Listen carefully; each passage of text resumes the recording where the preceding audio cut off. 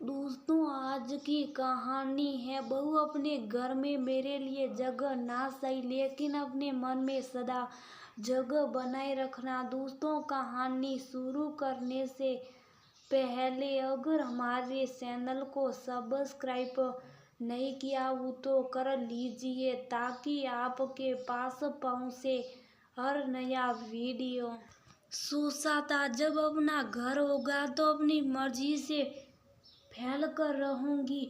यहाँ 2 बेडरूम और एक सर्वेंट रूम है और अब राहुल बेटा भी बड़ा हो गया है। ऐसे में आपकी माँ हमारे साथ रहेगी तो नौकर के लिए अलग से जगह बनाने पड़ेगी। किरण अपने पति कैलाश से बोल रही थी। कैलाश बोले, तुम जानती हो माँ का मेरे अलावा और कोई ठिकाना नहीं है, तो माँ कहाँ जाएगी? अगर पुराने घर को बेचकर माँ हमें पैसा नहीं देती तो आज तुम्हारी हाथों में खुद के घर की चाबी नहीं होती। जिसे तुम सर्वेंट रूम कह रही हो वो भी तो आखिर कमरा व रूम माँ को दे देना और नौकर को बोलो वो रसोई में सोएगा।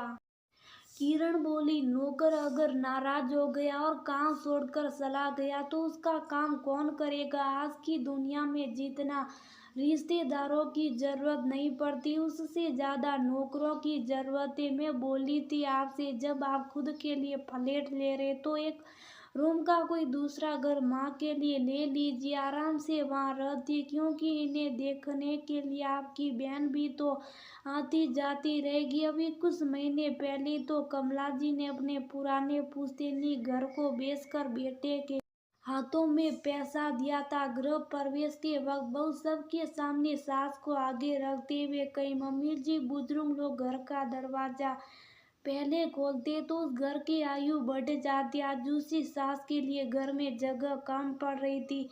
जहाँ सब अपने बड़े बड़े कमरे में रह रहे थे और वहाँ सामान कम पड़ रहा था और जगह ज्यादा हो रही थी, वहीं कमला जी एक छोटे से कमरे में अपनी सभी सामानों को किसी तरह रखी थी। कमरा छोटा हुआ तो क्या हुआ, बेटा का साथ था यही उनके लिए बहुत बड़ी बात थी। घर की दूसरी चाबी कमला जी के पास थी। एक रोज किरण चाबी को ढूंढ रही थी तो वह उनसे बोली, मम्मी जी मैंने घर का ताला किया आपसे खोलने को दिया, आपने तो चाबी अपने पास रख ली, मुझे अभी तक दिया भी नहीं है। कमला जी बड़े प्यार से चाबी को बहू की तरफ बढ़ाते हुए बोली, बहू अब इन चाबियों से इस उम्र में कोई मोह नहीं है, घर की चाबी तुम रख लो, बस अपने मन में मेरे लिए सदा थोड़ी जगह बनाए रखना।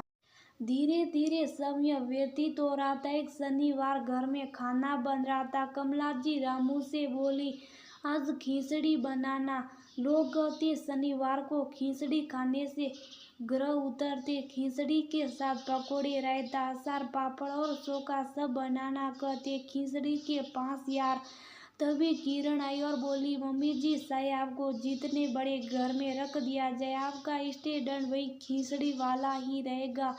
थोड़ा सा अपने मन पर ताला लगाए, इस उम्र में ही पापड़ और अचार खाकर कहाँ जाएगी? कमला जी बोली, बहू बस मैं यूं ही कह रही थी, तुम्हें जो बनवाना है वो बनवा दो, मेरा क्या, 2 वक्त का खाना मिल जाए, इस उम्र में वही बहुत है। इतना कहकर वो शुभ साफ वहां से चली गई। नया घर था, काम बहुत हो जाते थे। किरण कुछ भी काम नहीं करती नहीं थी, सारा काम रामू से करवाती थी। एक रोज रामू बोला, आपके घर में बहुत सारे लोग हैं, बहुत काम होता, मैं यहाँ काम नहीं कर सकता, यहाँ तो मेरी पगार बढ़ा दो, यहाँ मेरा हिसाब कर दो। एक शाम जब कैलाश घर आया तो किरण का मुंह लटका हुआ था। कैलाश समझ गया आज कुछ न कुछ घर में होगा। कैलाश ने पूछा, क्या बात है, कुछ परेशान हो? किरण बोली, तुम्हारी माँ की वजह से परेशान हूँ। वो रोज नौकर के सामने अपनी फरमाइश रख देती, उसे रहने के लिए अच्छी जगह नहीं मिल रही है तो वह कितने दिन काम करेगा। फिर उसने सारी बात बताई। घर इतना बड़ा तो था नहीं कि पति पत्नी में बहस और दूसरे लोगों को पता ना चले।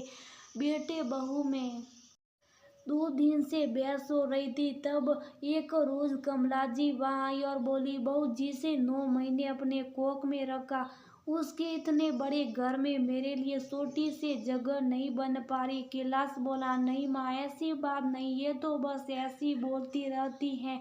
आप इसे इसके व्यवहार को तो जानती हो। किरण बोली, यहाँ भी मैं ही खराब हूँ। अरे नौकर चला जाएगा तो उसका काम कौन करेगा। ये दिन ये अपनी फरमाइश डाल देती है, क्या अपने मन पर ताला नहीं लगा सकती। कमला जी अपने कमरे में गई और वहां से दूसरी चाबी लेकर आई और बहू को देते हुए बोली, लो बहू, मैंने अपने मन पर और उस कमरे पर भी ताला लगा दिया। चाबी तुम रखो, बस अपने मन में मेरे लिए सदा थोड़ी जगह बनाए रखना, क्योंकि मैं तो कहीं भी रह लूंगी। तभी किरण का बेटा राहुल आया और बोला, पहले हम छोटे से घर में सब एक साथ रहते थे, तब भी इतनी परेशानी नहीं होती थी।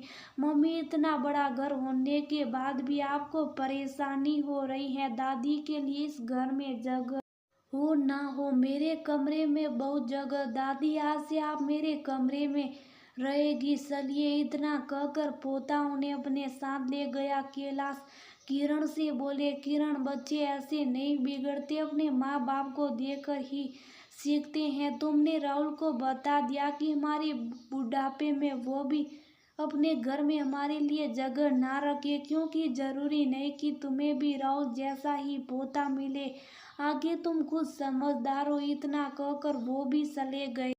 अगले दिन रामू ने जब देखा कि कमला जी अपने पोते के साथ रह रही हैं और उन्हें अपना कमरा उसे देना पड़ा, तो उसे अच्छा नहीं लगा। कमला जी पूजा का बर्तन साफ कर रही थी तो रामू उनके पैर पकड़कर बोला, माँ जी, मेरी वजह से आपको अपना कमरा खाली करना पड़ा, मुझे माफ कर दीजिए। मैं इस घर में कहीं भी रह लूंगा। अगर आपको दिक्कत होगी तो ईश्वर भी मुझे माफ नहीं करेगा। झट से रामू ने अपना सारा सामान निकाल कर स्टोर रूम में रख दिया।